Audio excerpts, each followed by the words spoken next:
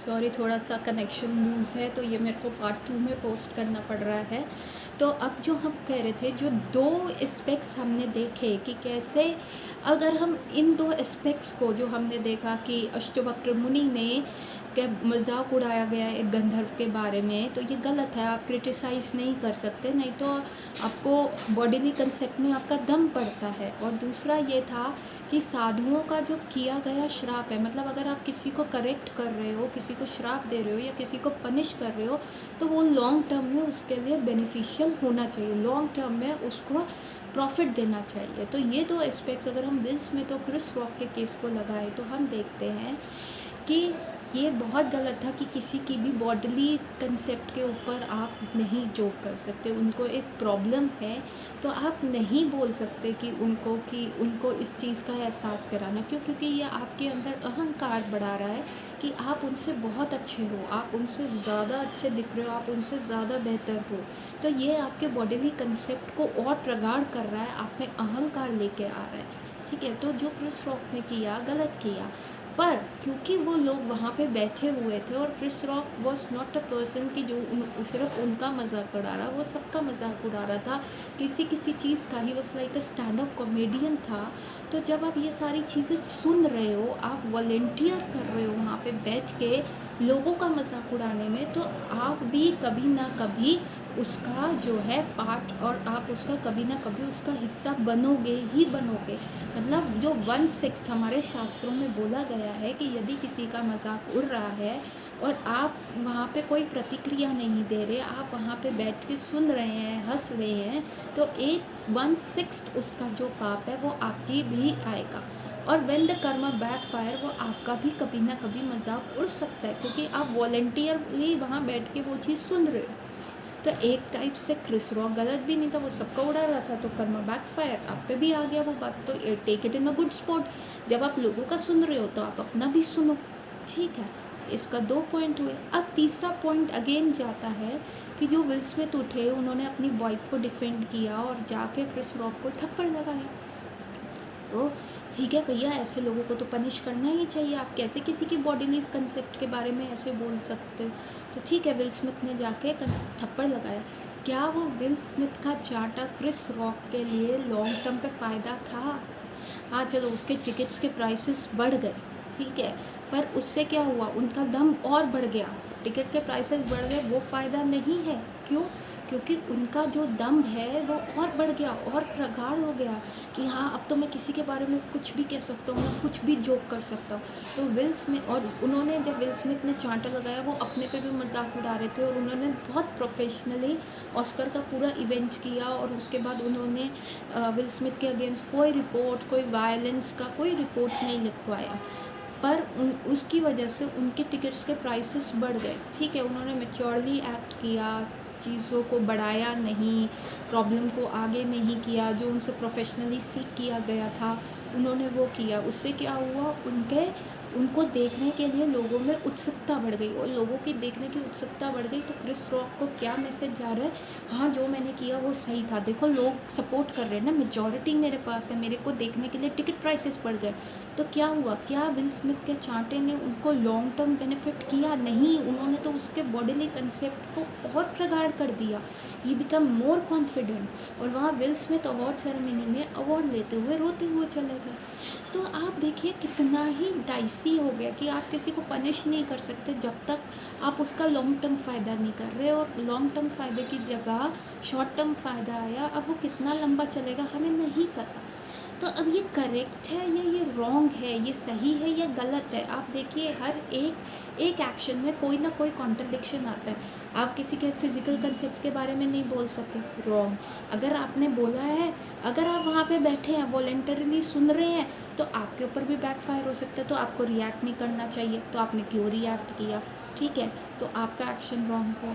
Third, नहीं, मेरे को अपनी वाइफ को डिफेंड करना था, मैं उसका पालन, मतलब I am taking care of my wife, तो आपका एक्शन राइट हो गया। फोर्थ, आप आगे तब तक किसी को पनिश नहीं कर सकते जब तक आप उसका लॉन्ग टर्म बेनिफिट नहीं कर सकते, जब तक आप सुहिद्र नहीं है उनका ओवरऑल जो है आप फ़ायदा नहीं कर पा रहे। तो वो एक्शन आपका फोर्थ हो गया जी गलत।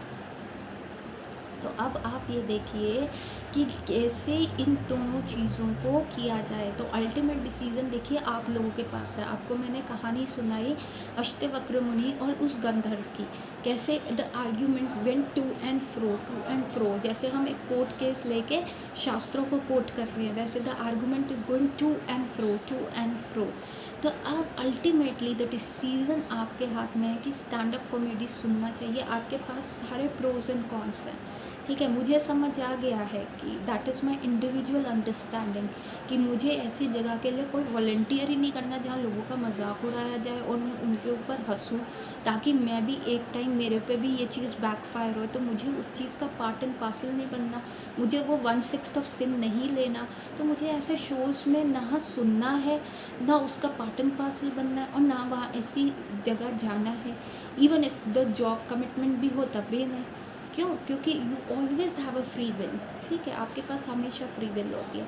आपका क्या मानना है?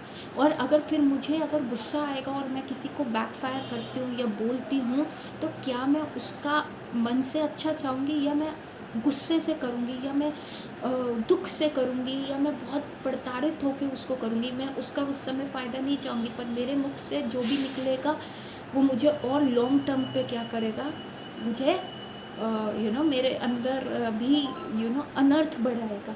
तो मुझे ये देखना है कि मुझे अपनी लाइफ कैसे जीनी है। तो the thing is stand up comedy good, लोगों को क्रिटिसाइज़ करना इज़ गुड। और जब आप ऐसी चीज़ों के लिए वॉलंटियर करके वहाँ बैठे आप लोगों पे हंस रहे हो, और अगर वो आपके ऊपर बैकफायर हो रहा है, और फिर वो आपके ऊपर बैकफायर हो रहा है और आप उसे गुड स्पॉट में नहीं ले रहे, इज़ दिस गुड? और अगर वो आप उसमें गुड स्पॉट में नहीं ले रहे और आप जाके उस अगले बंदे को हार्म कर रहे हो, आप उसको अगले बंदे को जाके चाटा लगा रहे हो या अगले बंदे को पनिश कर रहे हो, क्या ये पनिशमेंट उसका लॉन्ग टर्म बेनिफिट करेगा? जैसे हमारे शास्त्रों में कहा गया कि साधु जो होता है हमेशा किसी का बेनिफिट करता है। अगर वो श्राप भी दे रहे हैं, अगर वो किसी को कुछ भी ऐसा बोल रहे हैं, उनको डांट रहे हैं, तो उसमें लॉन्ग टर्म उनका बेनिफिट है। तो क्या मेरा एक्शन उस बंदे का लॉन्ग टर्म बेनिफिट करेगा, या फिर भी मैं पाप मेरे अकाउंट में आ जाएगा कि मैंने उसको मार दिया, उसने बोला नहीं? क्या वो मेरे बॉडीली कंसेप्ट को और प्रगाढ़ करेगा कि देखो मेरी बॉडी के बारे में कैसे बोल दिया, मैं तो ये बॉडी हूँ? या अगर मैं रिएक्ट नहीं कर रही तो वो बंदा सोच रहा है कि हाँ ये तो ठीक है, ये तो सही है, मेजॉरिटी मेरे साथ है, हम ऐसे जोक्स कर सकते हैं, और देखो लोग मेरे को सुनने के लिए आ रहे हैं। तो वो उसकी बॉडीली कंसेप्ट को इंक्रीज़ कर रहा है। तो ये क्या है, कहाँ पे इसको लाइन आपने ड्रॉ करनी है, ये आपका फैसला है। तो अल्टीमेट जो भी है इसका देखो वन वे आंसर हो ही नहीं सकता, क्योंकि इसमें मल्टीपल क्लॉज है, और मल्टीपल क्लॉज में हमारे शास्त्र जो है हर चीज़ के बारे में एक कहानी बता रहे हैं। और अगर आप सिर्फ ये 8-10 मिनट का वीडियो देख रहे हैं तो आपको पुराने वीडियो रेफ़र करना पड़ेगा, जहाँ पे अष्टवक्र मुनि और उस गंधर्व की कहानी सुनाई गई है, जिसने उनकी बॉडीली फिगर के बारे में ऐसे ही कमेंट करके हंसे थे, और उन्होंने अष्टवक्र मुनि ने उनको श्राप दिया था, और उनका क्या लॉन्ग टर्म बेनिफिट हुआ था। तो जैसे हमने इस इंसिडेंट को मल्टीपल लाइंस में डाइसफर किया, उसको डिवाइड किया, और शास्त्र में हर जगह एक चीज़ का फैक्टर आ रहा है, तो इसका एक सीधा आंसर नहीं हो सकता। सिर्फ एवरीथिंग बॉयल्स डाउन टू कि हमें ऐसी जगह पे वॉलंटियर नहीं करना चाहिए, और हमें ऐसे लोगों को सुनना नहीं चाहिए जो लोगों का मजाक उड़ाए, क्योंकि ये क्रिटिसाइज़ करना is not good. It is not good. आप चाहे मजाक में भी किसी को क्रिटिसाइज़ कर रहे हैं, वो कभी ना कभी आपका कर्मा बैकफायर करेगा ही करेगा। So stand up comedy is good और नॉट, वो आपको हल्का करती है, आपके दिमाग को दूसरी तरफ लेके जाती है, और उसके बाद वो आपके अकाउंट में कितना पाप डाल रही है, या वो आपको लॉन्ग टर्म पे क्या वो कर सकती है, ये आपने सोचना है, आपने इसको डिसाइड करना है। शास्त्र क्या कहते हैं वो मैंने आपको बता दिया। अल्टीमेट डिसीजन जो है बॉइल्स डाउन टू यू, ठीक है। आपने सोचना है कि थोड़े टेम्परेरी सुख के लिए, शॉर्ट टर्म हंसने के लिए आप लॉन्ग टर्म क्या ले रहे हैं, आप लॉन्ग टर्म का फ्रस्ट्रेशन ले रहे हैं, क्योंकि ये जो है बॉडीली कंसेप्ट को बहुत बहुत प्रगाढ़ करता है।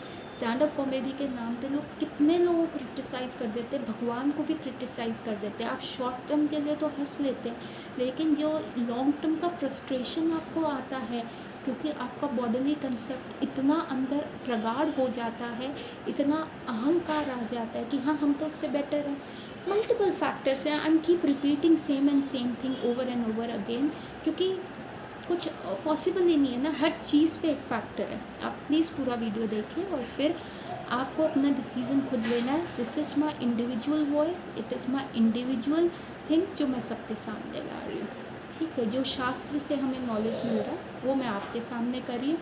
सही है गलत है मैं कुछ भी इस इंसिडेंट पे नहीं कह रही, पर इसके मल्टीपल फैसेट्स हैं और हर चीज़ पे एक लॉस लग रहा है और हमें संभल के चलना है।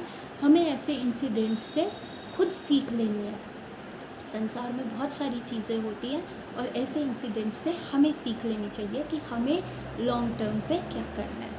तो आज हमने ऑस्कर डिस्कस किया, तो देखिए हम सारी चीज़ों से कुछ ना कुछ सीख ले सकते हैं और अपने आप को एक अच्छा व्यक्ति बना सकते हैं। With this I will like to rest my case, और विद दिस हम 3 बार हरे कृष्ण महामंत्र बोल के इसको करेक्ट करें। Hare Krishna Krishna Krishna Hare Hare, Hare Ram Ram Ram Hare Hare, Hare Krishna Krishna Krishna Hare Hare, Hare Ram Ram Ram Hare Hare, Hare Krishna Krishna Krishna Hare Hare, Hare Ram Ram Ram Hare Hare. Hare Krishna everyone, have a very nice कृष्णमय वीक अहेड। अब हम नेक्स्ट वेडनेसडे मिलेंगे विद न्यू श्लोक। हरे कृष्ण।